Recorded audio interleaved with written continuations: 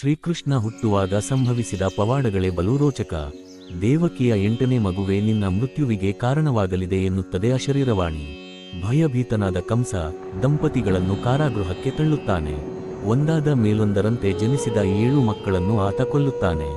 8ನೇ ಬಾರಿಗೆ ದೇವಕಿ ಗರ್ಭವತಿಯಾದಾಗ ಕಾವಲು ಬಿಗಿಗೊಳಿಸುತ್ತಾನೆ. ಕೃಷ್ಣನ ಹುಟ್ಟಿನಿಂದ ಅಂತ್ಯದವರೆಗೆ ಅನೇಕ ರೋಚಕ ಕಥೆಗಳಿದ್ದು ಪ್ರಪಂಚದಾದ್ಯಂತ ಪ್ರಸಿದ್ಧವಾಗಿವೆ. ಒಂದೊಂದು ಕಥೆಯಲ್ಲೂ ಬದುಕಿನ ವಿವಿಧ ರೂಪಗಳನ್ನು ತೋರುತ್ತಾನೆ. ಬಾಲಕರನ್ನು ಗುಂಪು ಕಟ್ಟಿಕೊಂಡು ಮನೆಗಳಿಗೆ ನುಗ್ಗಿ ಬೆಣ್ಣೆ ಕದಿಯುವಲ್ಲಿ ಇವನೇ ಗುಂಪಿಗೆ ನಾಯಕ.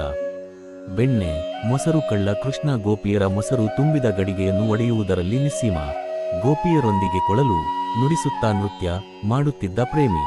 ಬಾಯಲ್ಲಿ ಮಣ್ಣು ಹಾಕಿಕೊಂಡು ತಾಯಿಗೆ ವಿಶ್ವರೂಪ ತೋರಿದ ಭೂಪ. ವಾಸುಕಿ ಎಂಬ ಕಾಳಸರ್ಪವನ್ನು ಸದೆಬಡಿದ ವೀರ. ಗೋವರ್ಧನ ಗಿರಿಯನ್ನು ಎತ್ತಿ ಹಿಡಿದು ಗೊಲ್ಲರು ಮತ್ತು ಹಸುಗಳನ್ನು ಕಾಪಾಡಿದ ಗೊಲ್ಲ.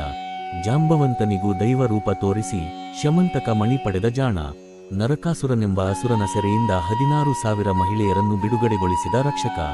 ದ್ರೌಪದಿಯ ವಸ್ತ್ರಪಹರಣದ ವೇಳೆ ಮಾನ ಕಾಯ್ದ ಭಗವಂತ. ದುಷ್ಟಪೂತನಿಯನ್ನು ಕೊಂದ ಸಾಹಸಿ. ಮಹಾಭಾರತದುದ್ದಕ್ಕೂ ಪಾಂಡವರ ಮಾರ್ಗದರ್ಶಿ. ಯುದ್ಧ ಭೂಮಿಯಲ್ಲಿ ಅರ್ಜುನನ ಸಾರಥಿಯಾಗಿ ಬೋಧನೆಯ ಮೂಲಕ ಹುರಿದುಂಬಿಸುತ್ತಾ ಜಯ ತಂದುಕೊಟ್ಟ ದಾರ್ಶನಿಕ. ಕಡು ಬಡವ ಸುಧಾಮನನ್ನು ತನ್ನ ಸ್ನೇಹಿತನನ್ನಾಗಿ ಆಧರಿಸಿ ಉಪಕರಿಸಿ ಸ್ನೇಹವನ್ನು ಎತ್ತಿ ಹಿಡಿದ ಆಪದ್ಬಾಂಧವ. ಇಂತಹ ಕೃಷ್ಣನ ಹುಟ್ಟಿನ ಬಗ್ಗೆ ಹಲವಾರು ಕಥೆಗಳಿವೆ. ಕೃಷ್ಣನ ಬದುಕು ಹೇಗೆ ರೋಚಕವೋ ಹುಟ್ಟಿದ ಕಥೆಯೂ ಕೂಡ ಅಷ್ಟೇ ರೋಚಕ. ದೇವಕಿ ನಂದನ ಶ್ರೀಕೃಷ್ಣ. ಮಥುರಾದ ಮಹಾರಾಜ ಅಗ್ರಸೇನನಿಂದ ಅವನ ಮಗ ಕಂಸ ಬಲವಂತವಾಗಿ ಸಿಂಹಾಸನವನ್ನು ಕಿತ್ತುಕೊಂಡು ಪಟ್ಟಕ್ಕೇರುತ್ತಾನೆ.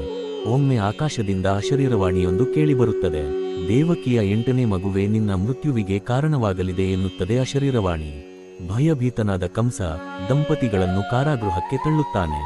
ಒಂದಾದ ಮೇಲೊಂದರಂತೆ ಜನಿಸಿದ 7 ಮಕ್ಕಳನ್ನು ಆತ ಕೊಲ್ಲುತ್ತಾನೆ. 8ನೇ ಬಾರಿಗೆ ದೇವಕಿ ಗರ್ಭವತಿಯಾದಾಗ ಕಾವಲು ಬಿಗಿಗೊಳಿಸುತ್ತಾನೆ. ಆದರೆ ಅಂದು ಭಗವಾನ್ ವಿಷ್ಣುವಿನ ಪವಾಡದಿಂದ ಕಾರಾಗೃಹದಲ್ಲಿ ವಿಸ್ಮಯವೊಂದು ಸಂಭವಿಸುತ್ತದೆ. ಶ್ರೀಕೃಷ್ಣ ಜನಿಸಿದಾಗ ಪವಾಡಗಳ ವಿಸ್ಮಯ. ದೇವಕಿ ಹಾಗೂ ವಸುದೇವ ಜೈಲಿನಲ್ಲಿದ್ದ ವೇಳೆ ದೇವಕಿಗೆ ಪ್ರಸವ ವೇದನೆ ಆರಂಭವಾಗುತ್ತದೆ. ಇದ್ದಕ್ಕಿದ್ದಂತೆ ಪ್ರಕೃತಿಯಲ್ಲಿ ಸಾಕಷ್ಟು ಬದಲಾವಣೆ ಆರಂಭ ಆಗುತ್ತದೆ. ದಟ್ಟ ಮೋಡಗಳು ಆಕಾಶವನ್ನು ಆವರಿಸಿತು ಮತ್ತು ಜೋರಾಗಿ ಮಳೆ ಆರಂಭವಾಯಿತು. ಆ ವೇಳೆ ಇದ್ದಕ್ಕಿದ್ದಂತೆ ಭಗವಾನ್ ವಿಷ್ಣು ಪ್ರತ್ಯಕ್ಷವಾಗಿ 8ನೇ ಮಗುವಾಗಿ ಜನಿಸಿರುವುದು ನಾನು. ನನ್ನನ್ನ ಗೋಕುಲದಲ್ಲಿ ಬಿಟ್ಟು ಬರುವಂತೆ ವಸುದೇವನಿಗೆ ಸೂಚನೆ ನೀಡಿ ಮಾಯವಾಗುತ್ತಾರೆ.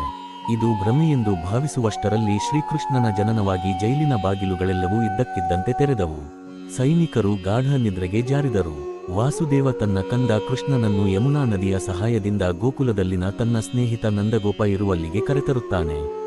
ಅದೇ ಸಮಯದಲ್ಲಿ ನಂದ ಅವರ ಪತ್ನಿ ಯಶೋಧ ಕೂಡ ಹೆಣ್ಣು ಮಗುವಿಗೆ ಜನ್ಮ ನೀಡುತ್ತಾಳೆ. ಆಗ ವಾಸುದೇವನು ತನ್ನ ಮಗ ಕೃಷ್ಣನನ್ನು ಯಶೋದಾಳ ಮಡಿಲಲ್ಲಿ ಮಲಗಿಸಿ ಆಕೆಯ ಹೆಣ್ಣು ಮಗುವನ್ನು ತನ್ನೊಂದಿಗೆ ಕರೆದುಕೊಂಡು ಹೋಗುತ್ತಾನೆ. ವಾಸುದೇವನು ನಂದರ ಹೆಣ್ಣು ಶಿಶುವಿನೊಂದಿಗೆ ಮಥುರಾದ ಜೈಲಿಗೆ ಮರಳಿದರು. ನಂತರ ಕಂಸನಿಗೆ ದೇವಕಿ ಮತ್ತು ವಾಸುದೇವನಿಗೆ 8ನೇ ಮಗುವಾಗಿರುವ ವಿಷಯ ತಿಳಿಯಿತು. ಕಂಸನು ಆ ಮಗುವನ್ನು ಸಾಯಿಸಲು ಜೈಲಿಗೆ ಬರುತ್ತಾನೆ. ಆ ಹೆಣ್ಣು ಶಿಶುವನ್ನು ಕಲ್ಲಿನ ಮೇಲಿಟ್ಟು ಕೊಲ್ಲಲು ಯತ್ನಿಸಿದಾಗ ಮಗು ಆಕಾಶಕ್ಕೆ ಹಾರಿ ತನ್ನ ದಿವ್ಯ ಸ್ವರೂಪವನ್ನು ಪ್ರದರ್ಶಿಸುತ್ತಾಳೆ. ಕಂಸನಿಗೆ ಆತನ ಸಂಹಾರವನ್ನು ದೃಢಪಡಿಸಿ ವಿಂಧ್ಯಾಚಲ ಪರ್ವತವನ್ನೇರಿ ಕುಳಿತುಕೊಳ್ಳುತ್ತಾಳೆ.